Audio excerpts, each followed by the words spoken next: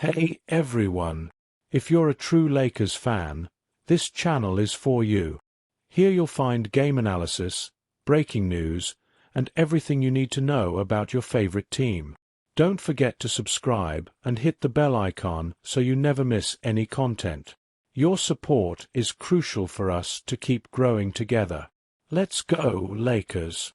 And on Saturday, Team USA came very close to losing a game in which it was favored by 40 points, playing South Sudan, trailing by as many as 16. That's LeBron James in the final 8 seconds, giving the U.S. the lead there by 1 after, again, they'd been trailing pretty much the entire day, and then they had to withstand one final shot from South Sudan. And as you'll see, they had a pretty good opportunity there and weren't able to get it done. So the Americans do get a win, but it was one that certainly created a lot of questions. Here was LeBron when it was done.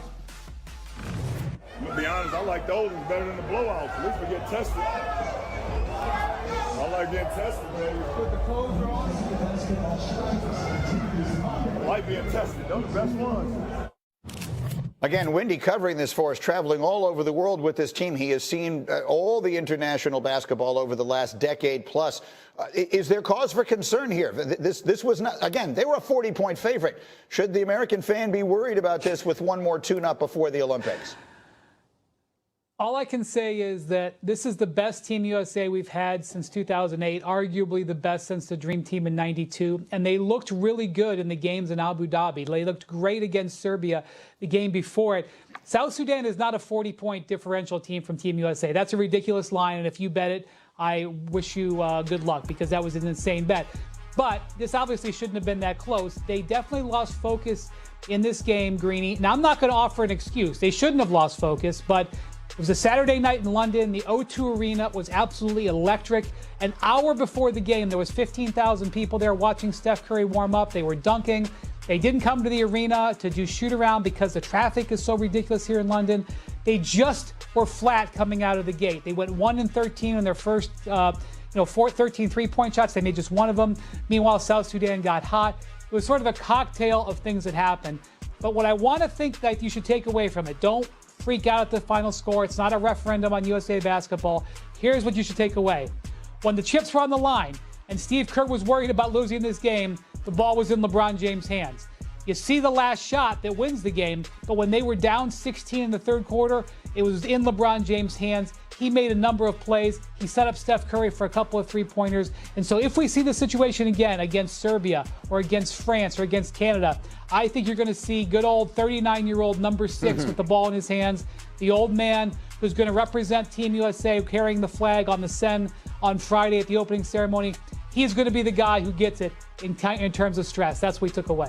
And that was just announced shortly ago. So, Wendy, for those who have not heard that news yet that you are just sharing there, that's about as significant an honor as could possibly be bestowed for LeBron James. Absolutely. He's be the first ever male basketball player in Team USA history to hold that flag on the Seine River. It's an easy assignment, Greeny. He's 39 years old. It's tough to walk around that stadium. He'll get to just wait on the boat. And he was nominated by Steph Curry, his teammate on Team USA. This is Steph telling him the news yesterday at a team meeting.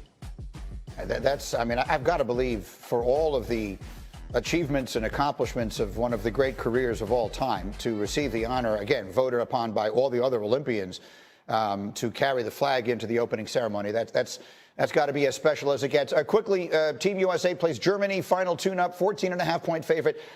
I want to ask you the most general question I can. Do things seem to be trending the way you think that Steve Kerr and this team would want them to be? There is only one acceptable result in all this. We all understand that. It is gold medal or bust. Does it seem to be generally headed in that direction?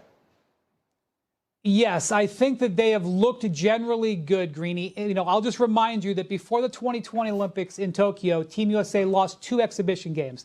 They looked rough, and then they lost their first game out of the gate to France. I thought the gold medal streak was coming to an end there. I don't feel that way about this team. But they definitely don't have chemistry. They have been together for 3 weeks. They're stepping on each other's toes out there. Steve Kerr still doesn't have a full understanding of what his starting lineup is going to be, although LeBron, Curry, and Embiid are going to be in there. And tonight we're going to probably see Kevin Durant for the first time with this group. So what they don't have in chemistry, they're going to try to make up for in talent. And don't worry about how they play in these pool play games. They're going to advance out of pool play. They need to be good starting August 6th. August 6th, 8th, and 10th. Quarterfinals, semifinals, finals. That's when they have to be at their best. Well, LeBron, Steph, and Embiid are on the starting team. That's going to be something to watch. They were favored by 40. Here was LeBron. I'm going to be honest, I like those ones better than the blowouts. At least we get tested. I like getting tested, man. You put the clothes on. I like being tested. Those are the best ones. All right, Wendy is traveling with this thing with us here. So he's at all these games, and he's been at as many international games as anyone you know. So you have what happened on Saturday? I think a lot of basketball fans who don't know much about this are saying, how in the world did we come that close to losing to South Sudan? Well, the Team USA obviously didn't come out with a very good mindset. Their defense in the first half of this game was really substandard, and it allowed South Sudan to get driving kicks. Now, they are a new country, and they are playing in the Olympics for the first time, but they have NBA-level players. They have guys who've been in the NBA in the last couple of years. Team USA lost to Nigeria, the African representative, in the 2021 Olympic run-up, so this is not unheard of. But this team was so impressive against Serbia, Greeny, a couple of days ago in Abu Dhabi. This did come as a surprise. So you had South Sudan hitting 7 of the first 14 three-pointers. So they make 7 three-pointers in the first half. Team USA goes 1 of 13 on three-pointers in the first half. That was why they got down by 16 points. But something I want to point out, and you can focus on whether the 40-point spread was insane, because I think it was. At the Olympic level, there is no 40-point games. That doesn't happen in 2024. But at the end of this game, when the pressure was on, the ball was in LeBron James' hand. For all these young guys, for this is Tatum or Anthony Edwards' time, or even Anthony Davis, who's been the MVP of this team, the ball was in LeBron James' hands. Steve Kerr got the grease board up and said, "Number 6, get us out of this embarrassment," and he did. And I think that could be important when you're playing the games with stakes in the coming days. That's right. The U.S. plays Germany today, if I'm not mistaken, and then on we go to the Olympics. And that's when the whole country will start paying attention, Wendy. So for you who've been there documenting, and I will ask you the most general question I can, does the team look to you like it is where it needs to be in order to accomplish the only acceptable outcome from this, which is a gold medal? Well, they did. They did before Saturday night. But I will say this. Between 2007 and 2019, Team USA didn't lose. They won 74 consecutive games. Since 2019, they've lost 9 times to 7 different countries. It was almost 10th time into 8 different countries. They can be beaten.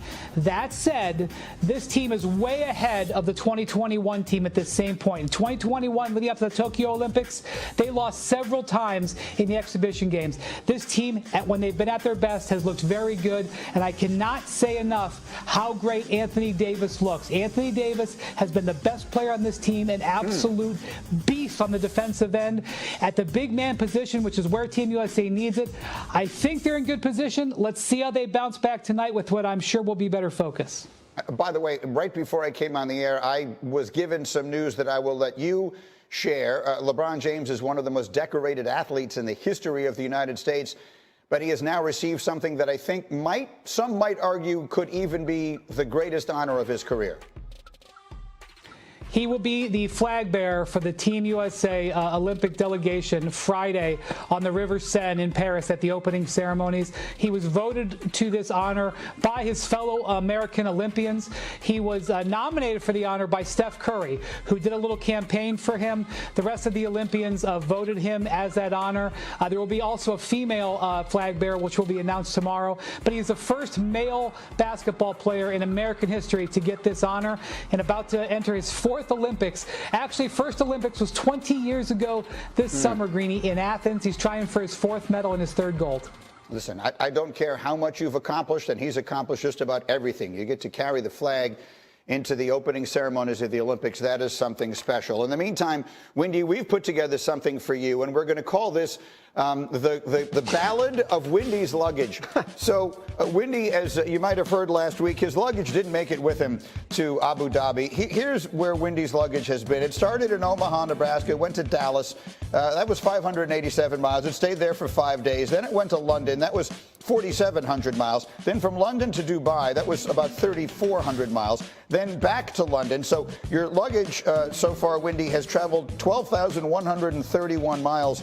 So literally halfway around planet Earth. How's that working out for you at this point? Because I know you were without it for quite a few days. Let me just say that when your bags sit, when your clothes all folded up for 5 days in the Texas heat, they don't arrive to you in the best condition. So we're still digging out of that problem. But I'm happy to report that my golf clubs made it the whole way, Greeny. They were right on time, and that wasn't slowed down at all. You can buy golf clothes, and I did. Okay, very well done. We are delighted you have your clothing, and personally, I'm much more delighted that you had your golf clubs. Outstanding work, as always. We'll check in with you a little bit later. The Win Man scanning the globe,